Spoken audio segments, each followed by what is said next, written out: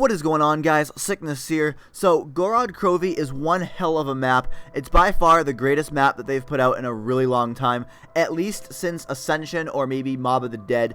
But I'm having an absolute blast playing it, and once I got the hang of it, it's a fairly easy map to play, and you probably can get to high rounds if you know where to train, but some of my friends have been telling me that they don't understand the map yet, they don't know where things are, location names, how to do certain things. So in this video, I'm going to be explaining everything you guys need to know about this map, from spawning in the map for the first time to getting to the Pack-a-Punch area that I'm at right now.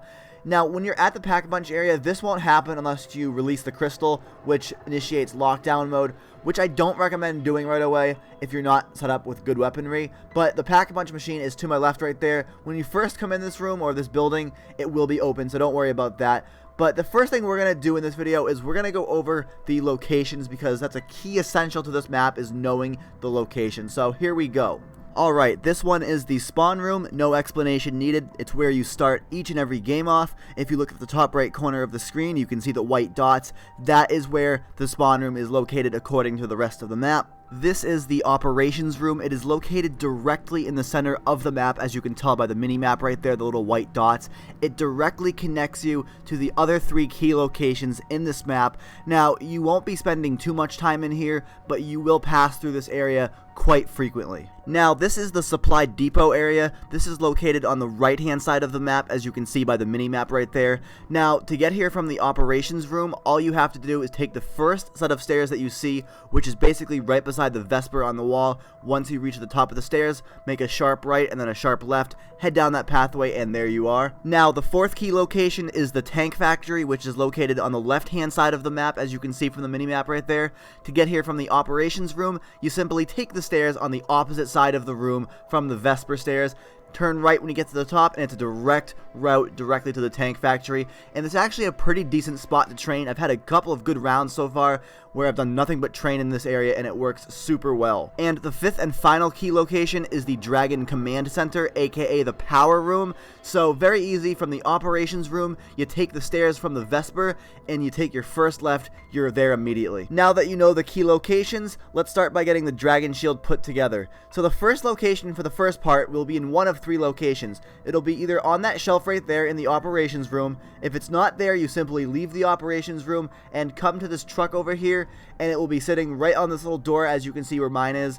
And if it's not there, the only other location that it can possibly be at is sitting on the chair right beside the Juggernaut perk machine in this room. It'll literally be just chilling on that chair right there. Very simple. Now, the second part will be in one of 3 locations that are actually a lot closer together. All you have to do is go up the staircase right here, and on the right hand side, in between these 2 boxes, will be that part. If it's not in that location, all you have to do is turn around and go to this bed right here, and it will be sitting right here. I have noticed a couple times that it doesn't render in right away, and therefore you can't pick it up. Just give it some time and it will spawn in there. But if it's not there, all you have to do is walk up the stairs to the infirmary, and sitting against this little wood pile, or whatever this is, this little piece of wall right there, will be your part that you need. Very simple. And now for the 3rd and final part of the Dragon Shield. This one will be on the right hand side of the map from the spawn. If you're in the operations room, simply take the Vesper stairs up and follow this pathway down till you see the Wonder Fizz machine. On the left hand side of the Wonder Fizz on this wall will be your part. If it's not there, all you have to do is turn around and go the same pathway that I'm going. And on this wall, right beside this shelf, will be the part. If it's not on that spot, the only other spot that it can be at will be up this stairs and just sitting on this crate right here. So once you have all 3 of your parts, all you have to do is simply go back to the operations table or operations room, and on this table you craft your shield, and it's a really good shield. You will need it for the Easter egg, which I will be making another video on in the future. So boom, there's the Dragon Shield. Now that you have your Dragon Shield, you're going to want to unlock the Pack-a-Punch area. So to do that, you have to collect 3 different core cylinders. Now, you have to have the power on for this to work, or for the zombies to drop them, I should say. But as you see right here, I just grabbed the blue cylinder, which means it goes to the Dragon Command Center. So basically, all you have to do is go into the Dragon Command Center, and basically where you would take the Dragon Ride, you have to put the core cylinder into the computer that has the blue antennas flashing, as you can see right there. All you have to do is simply walk up to it and enter the Groff cylinder, or Groff code, whatever it's called, and a pod will drop down from the sky, and you have to figure out where it is All you have to do to figure out where it is simply look into the sky, and after a while of playing this game, you'll pretty much figure out where it is each time. So in this case, it's over by the mystery box, so that's where I'm going to go right now. Now, once you've found the pod, all you have to do is kill off any of the zombies that are already attacking it, and then you have to protect it from any more zombies that come in, and you will get a good amount, but not too many. You'll get 2 warning lights as well, a yellow warning light and then a red. If it gets past the red, it means it took in too much damage and it's blown up, and you will not get the Dragon Network Control piece that you need. And there are a total of 3 Dragon Network Control pieces that you need in order to get to the Pack-a-Punch.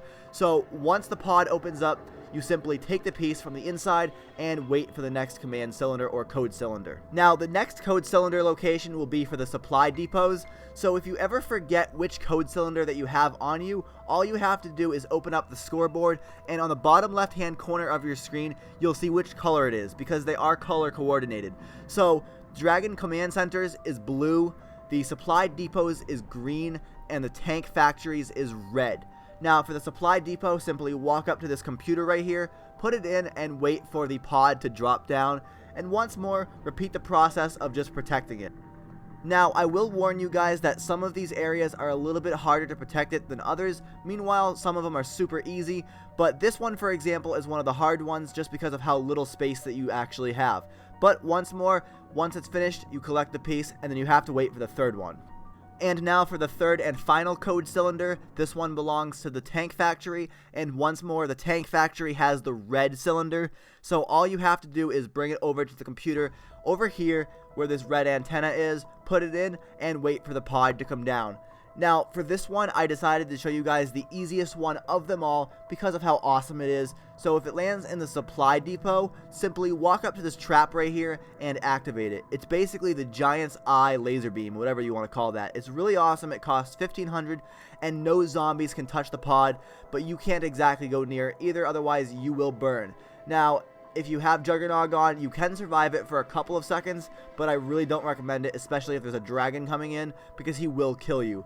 But once the pod finishes up, grab it and you're good to go, and simply go over to the operations bunker to put it into the appropriate spot to start riding the dragon. Once you get to the operations room, all you have to do is walk up to this computer in the middle of the room and insert the network control pieces. Once you've done that, you can go to either of the 3 sides of the map, either the Dragon Control Center here, the Supply Depot, or the Tank Factory, and all you have to do is walk up to the computer right where the platform is to ride the dragon, and simply pay $500 to summon the dragon. Very simple, then you just have to wait for it to come in. Once it's settled in, all you have to do is walk up to it and press and hold square to ride the dragon, and it will bring you directly to the Pack-a-Punch. Personally, I think that this is the coolest Pack-a-Punch they've ever made. I mean, I don't know any other game where we can actually ride a dragon. Now, you do have to keep in mind that you don't have any control whatsoever while you're riding the dragon. It's literally just a cinematic, but it's still really cool to see all these gunshots going off, to have this airborne kind of cinematic while you're on a dragon. And then you kind of just get shot off into the Pack-a-Punch room.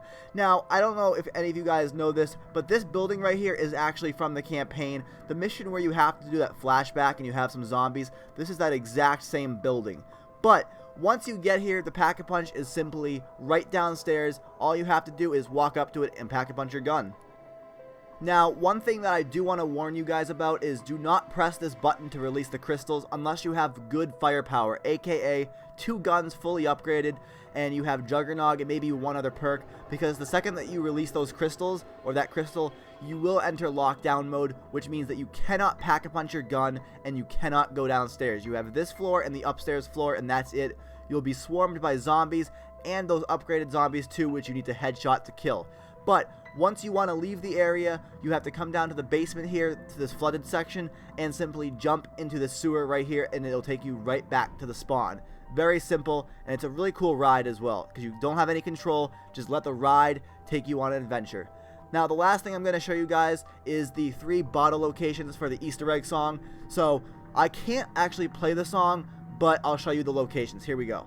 So the first bottle is located in the second room from the spawn. So once you've bought the first door, involved in this rubble is a couch, and on the corner of the couch is your first bottle. Bam. Now this song is called Dead Ended by Kevin Sherwood and Clark S. Nova. and I will have it linked in the description so that you can listen to it, but I can't play it because of copyright reasons. The second bottle is right here outside of the operations room where these two dead guys are. It's just chilling with the bricks. Boom. And the third one is in the supply depot. All you have to do is walk up to this bookshelf, and it's beside this little box right here. Once you've hit that bottle, the song should turn on. So hopefully you guys enjoyed this video and found it informative. Whether or not you're new to this map or new to zombies in general, it hopefully was helpful for you guys. And if it was, let me know in the comment section below, and even drop a like rating. This video was very challenging to make, and it took me a lot of time to edit. So a like rating would definitely be appreciated. But other than that, thanks for watching. My name is Total Sickness 22, and until next time, stay safe, enjoy your day, and remember, keep it real.